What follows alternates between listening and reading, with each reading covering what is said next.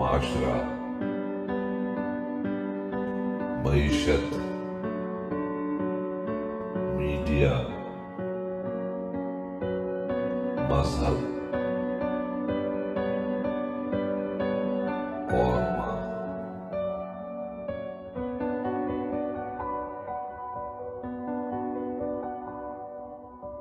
السلام علیکم۔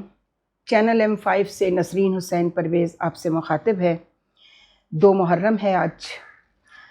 ہم نے کل اپنی گفتگو ختم کی تھی کہ جب آپ نے حج کو عمرے سے تبدیل کر کے عرفات کے میدان میں 2 رکعت نماز پڑھ کر، اور پھر یہی ٹھہری حج کی 2 رکعت نماز عرفات کے میدان میں، یہی حج ہے۔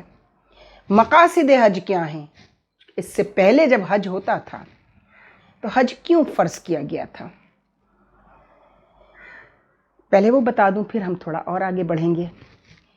حج کا مطلب تھا، میں اپنی کتاب سلمہ کے مقدمے پر اس پر بہت بحث کر چکی ہوں، اور پورے جو اس وقت یہ ہوا تھا کہ ایرانی جو ہیں اس وقت بہت تکلیف میں تھے، ایران اور عراق کی جنگ چل رہی تھی، تو انہوں نے وہاں پر احتجاج کے لیے بینرز اٹھا لیے، جس پر انہوں نے کہا کہ انہوں نے کعبے پہ حملہ کر دیا ہے۔ اور وہ جو امام صاحب تھے وہ اتنا ڈر گئے، یعنی امام کے کردار کا آپ ذرا اندازہ لگائیے، امام ابن سبیل ان کا نام تھا، کہ وہ دوسرے پچھلے دروازے سے نکل کر دوڑ گئے۔ یہ بیچارے جو تھے، ان کے اوپر جو ہے ایرانیوں پر، اور اس میں پھر بہت سارے عراقی، بہت سارے جو مسلمان ملک تھے وہ ان کے ساتھ ہو گئے۔ انہوں نے کہا کہ نہیں، ہم یہاں اسی لیے جمع ہوتے ہیں، اور وہ لوگ تھے جو مقاصد حج کو جانتے تھے۔ انہوں نے کہا ہمیں ان کی بات سننی چاہیے، یہ کہنا کیا چاہ رہے ہیں۔ انہوں نے جھگڑے کی بات تو نہیں کی، مار پٹائی کی بات تو نہیں کی، انہوں نے کہا ہم اپنا احتجاج ریکارڈ کرا رہے ہیں، چونکہ یہ ہمارے لوگوں کا اجتماع ہے۔ یہاں آپ کو معلوم ہے کہ وہاں نان مسلم کا داخلہ بند ہے، غیر مسلم مکے مدینے میں داخل نہیں ہو سکتے۔ ابھی کچھ عرصے پہلے پتہ چلا تھا کہ انہیں اجازت مل گئی ہے، جس پر کافی شور وغیرہ مچا، اور اب کرنٹ سچویشن کیا ہے مبہم ہے، وہ بالکل نہیں معلوم کہ نان مسلمز کو جو اجازت دی گئی، اور وہاں کیسینو وغیرہ بننے شروع ہو گئے۔ اسرائیل نے آ کر وہاں پر کافی کام شروع کیا ہے، چونکہ یہ ہمارا موضوع نہیں ہے۔ تو لوگوں نے کہا کہ بھائی سنیں ان کی بات، یہ کیا کہہ رہے ہیں۔ اور انڈونیشیا کیا کرتا ہے، ان کے بچوں کی جب تک شادیاں نہیں ہوتی، جب تک وہ حج نہ کر لے لڑکا اور لڑکی، اس کے لیے گورنمنٹ ان کو لون دیتی ہے، یعنی اگر ان کے پاس پیسے نہ ہوں حج کرنے کے تو حکومت لون دیتی ہے، اور اس سے وہ اپنا حج کرتے ہیں، پھر وہیں ان کے نکاح ہوتے ہیں، حج کے بعد پھر وہ اپنے ملک واپس جاتے ہیں۔ یہی سب کچھ جو ہے ہندوستان کے مسلمانوں کو حکومت ہندوستان، یہ ایک ان کا پلس پوائنٹ ہے بہت بڑا، لون دیتی ہے مسلمانوں کو حج کرنے کے لیے۔ یہ مجھے جب میں خود حج پر گئی تب مجھے پتہ چلا، ایک ہندوستانی ہمیں ملا فیملی، تو انہوں نے بتایا کہ بھائی ہم تو کبھی تصور نہیں کر سکتے تھے، لیکن ہمیں ہماری حکومت نے حج کے لیے لون دیا۔ تو یہ جو بھائی چارہ اور ہم آہنگی ہے مسلمانوں کے درمیان، یہ ایک مقصد حج تھا کہ یہ تمہارا ریلیجیس گیٹ ٹوگیدر تو ہے ہی، اس کے ساتھ یہ تمہارا سوشل گیٹ ٹوگیدر بھی ہے۔ تم ملو آپس میں، ایک دوسرے کے رسم و رواج، ایک دوسرے کے سماجی اور اخلاقی حالات کو ڈسکس کرو کہ ان کی ریاستوں میں کیا ہو رہا ہے۔ تیسرا، this is your political get together, یہ آپ کا سیاسی اجتماع بھی ہے تمام مسلمانوں کا، اس میں نان مسلم شامل نہیں ہیں۔ اس کا مقصد کیا ہے کہ اگر کسی مسلمان ملک کو کسی دوسرے مسلمان ملک سے کوئی شکایت ہے، جیسے کہ اس وقت ایران عراق کی جنگ چل رہی تھی، تو کچھ مغربی ممالک اور طاقتور ملک آف کورس عراق کا ساتھ دے رہے تھے، انہیں سوٹ کرتا تھا، انہیں مسلمانوں کی آپس کی لڑائی ہمیشہ سے سوٹ کرتی ہے۔ تو انہوں نے پھر اس کا کہا کہ اس کا کوئی حل نکالا جائے۔ حل نکالنے کے لیے سارے مسلم ممالک بیٹھ گئے، اس وقت بیٹھے، لیکن وہ بعد میں وہ معاملہ اتنا الجھا دیا گیا، اور یہ کہا گیا کہ جی ایرانی جو ہیں وہ کعبے پر حملہ کرنے آئے تھے۔ اس طرح ٹویسٹ ہوتی ہیں چیزیں۔ تو کیا ہوا، مقصد حج بتایا گیا، اور انہوں نے کہا کہ جناب اور یہ جامعۃ الازہر کے ایک اسکالر تھے بہت بڑے. انہوں نے کہا میں آج اجتماع کرنا چاہتا ہوں. اور صحن مکہ میں بیٹھ گئے وہ لوگ اور انہوں نے کہا کہ بھائی یہ ہمارے 4 مقاصد حج ہیں. اس میں سے ایک پولیٹیکل گیٹ ٹوگیدر، یعنی یہ ہمارا سیاسی اجتماع ہے کہ اگر کسی مسلمان ملک کو کسی دوسرے غیر مسلم ملک سے کوئی شکایت ہے، کوئی ظلم ہے، کوئی ناانصافی ہے، تو وہ آپس میں یہاں ڈسکس کریں. اور اگر کسی مسلم ملک کو کوئی دوسرا استعمال کر رہا ہے ایک دوسرے مسلمان ملک کے خلاف، جیسا کہ ہو رہا تھا عراق میں، اور صدام جو کچھ کر رہا تھا وہ سب کے سامنے ہے. صدام امریکہ کا بہت بڑا ایجنٹ تھا. شہنشاہ ایران جو ایران کے شہنشاہ تھے بہت بڑے ایجنٹ تھے. پھر کیا ہوا؟ مرنے کے لیے، دفن ہونے کے لیے زمین دینے کو کوئی تیار نہیں تھا. جس ایئرپورٹ پہ لے کے ملکہ فرادیبہ اترتی تھی واپس کر دیا جاتا تھا. وہ یہی کرتے ہیں، اسی طرح قالین کھینچتے ہیں پیر کے نیچے سے. بس ایک شعر پڑھنا چاہتی ہوں کہ ان سے بچنا کہ بچھاتے ہیں پناہیں پہلے، پھر یہی لوگ کہیں کا نہیں رہنے دیتے. مسلمان نان مسلمز کی اس چال کو سمجھیں. خدا کے لیے پوری دنیا میں ان کی ہمیشہ سے یہ کوشش ہے، جس میں یہود و نصارہ ہی نہیں، اب سب سے زیادہ ہندو جو امام حسین کو، میں نے پچھلی دفعہ بھی بتایا تھا کہ مودی صاحب جو ہیں وہ مرثیہ پڑھ رہے تھے ایک دن بیٹھ کر بوہریز کے ساتھ، اور امام حسین کو اپنا مینٹور بتا رہے تھے. تو میں نے ان سے پوچھا تھا کہ اگر امام حسین آپ کے مینٹور ہیں، انسانیت آپ کا جو ہے وہ بہت بڑا مقصد ہے، تو کشمیر میں آپ کیا کر رہے ہیں؟ اور اب منی پور میں کیا ہوا ہے؟ بدترین بےہودگی کی گئی 2 کرسچن لڑکیوں کے ساتھ جو کچھ منی پور میں ہوا کل، پوری دنیا میں وہ وائرل ہو رہا ہے. یعنی آپ مائنورٹیز کے ساتھ کیا سلوک کرتے ہیں اس کو دیکھیے.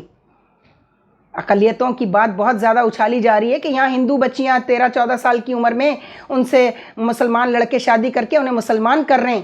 ایسا ایک آدھ واقعہ کبھی ہوا تھا تو اس کو لگام ڈالی گئی. اسلام میں زبردستی نہیں ہے.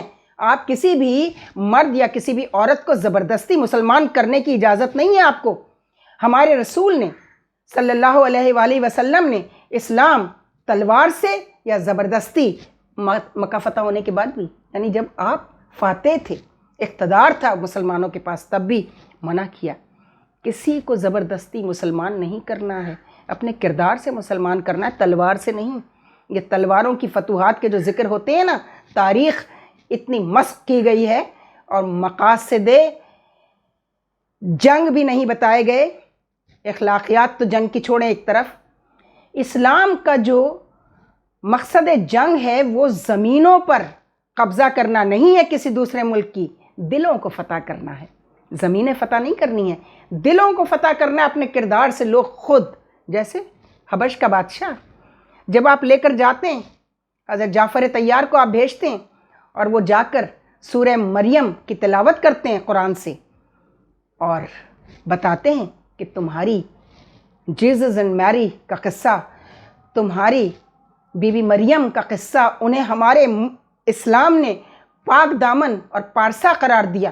یہ سورہ مریم کی تلاوت ہوتی ہے تو حبش کے بادشاہ کو اپنی رقت آمیز آواز میں وہ کہتا ہے کہ بے شک یہی حق ہے، اور سینکڑوں لوگوں کو وہ دعوت دیتا ہے بادشاہ کہ دین اسلام میں داخل ہو جاؤ، دین اسلام میں داخل ہو جاؤ. یہ ہوتا ہے دل سے فتح کرنا. یہ نہیں ہے کہ تلوار اٹھائی اور کسی کی بھی زمین پہ، جس کے زمین کا گیہوں اچھا ہے، کسی کے چاول اچھے ہیں، کسی کی یہاں کی عورتیں خوبصورت ہیں، کسی کے یہاں کپاس اچھی ہوتی ہے، اس کو حاصل کرنے کے لیے تلوار اٹھاؤ اور پہنچ جاؤ. یہی ہوا نا اسلام میں، اس طرح فتوحات ہوئی ہیں نا. پھر کیا ہوا؟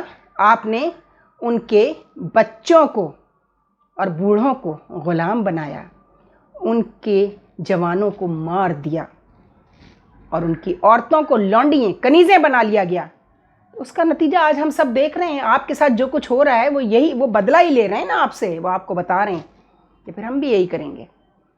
اس وقت طاقت تمہارے پاس تھی، آج طاقت ہمارے پاس ہے.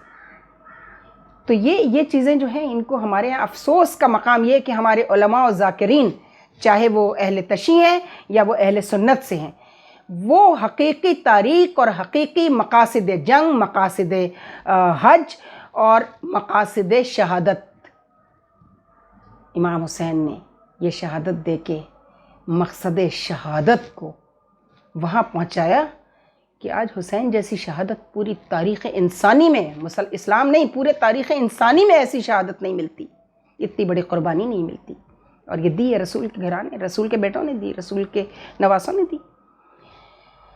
اب ایک مقصد رہ گیا تھا، this is your business get together, یہ تمہارا تجارتی اجتماع ہے۔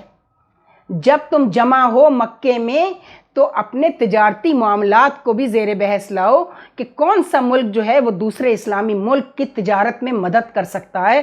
تجارت میں مدد کا مطلب بھیک نہیں ہے، بھیک نہیں ہے، یاد رکھیے، کسی کے ملک میں کوئی اچھی اور پروڈکٹ ہوتی ہے، کسی کے ملک میں کوئی اور اچھی پروڈکٹ ہوتی ہے، تو یہ امپورٹ ایکسپورٹ کا قانون اللہ نے بتایا کہ ایک مسلمان ملک دوسرے مسلمان ملک کی تجارت میں اس طرح مدد کرے کہ نان مسلموں کے ساتھ تجارت کے مقابلے میں مسلم ملک کے اور مسلمانوں کی تجارت میں ان کی مدد کرے۔ This is your business get together.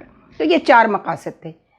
مجھے یقین ہے بچوں نے جو ہمیں سنتے ہیں، اگر دیکھتے ہیں تو اول تو میرا تو چینل بہت کم دیکھا جاتا ہے، مجھے اس کی کبھی نہ کوئی پہلے پرواہ ہوئی اور نہ کبھی ہوگی، چونکہ میں ڈالر کمانے نہیں نکلی ہوں، میں گھٹیا اسکینڈلز، بےہودگی، واہیات قسم کا کانٹینٹ بیچنے نہیں نکلی ہوں۔